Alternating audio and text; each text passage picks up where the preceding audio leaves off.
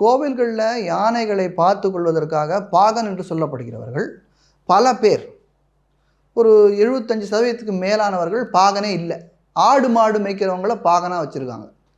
அவங்களுக்கு யானைக்கும் அவங்களுக்கும் சம்மந்தமே இல்லை. அதில் 75% மக்கள் குடிகாரர்கள்.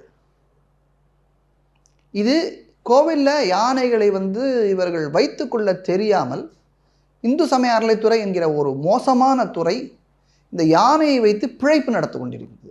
எந்த ஆட்சி இருந்தாலும் சரி. இதுக்கு முந்தின ஆட்சியில் வருஷம் ஒரு முகாம், புத்துணர்வு முகாம்னு சொல்லி அதில் பல கோடிகள் ஊழல், அதெல்லாம் இந்த நீதிமன்றத்தில் நான் வழக்கிலேயே நான் சப்மிட் பண்ணியிருக்கேன். அதில் இப்போ இந்த ஆட்சி வந்தவுடனே அந்த முகாமை அழிச்சிட்டாங்க. ஏதோ புத்துணர்வுன்னு சொல்லி இப்போ அந்த புத்துணர்வு வேண்டாம் போல இருக்குது யானைக்கெல்லாம். அதாவது காட்டிலேருந்து சில யானைகள் தப்பி வந்துடுது, பல காரணங்கள்னால வந்துடும். குட்டியை விட்டுட்டு போயிடுத்துனாக்க திருப்பி சேர்த்துக்காதுன்னு சொல்லுவாங்க. எனக்கு நானும் ரொம்ப ஒன்று எக்ஸ்பர்ட்லாம் கிடையாது, பட் படிச்சிருக்கேன்.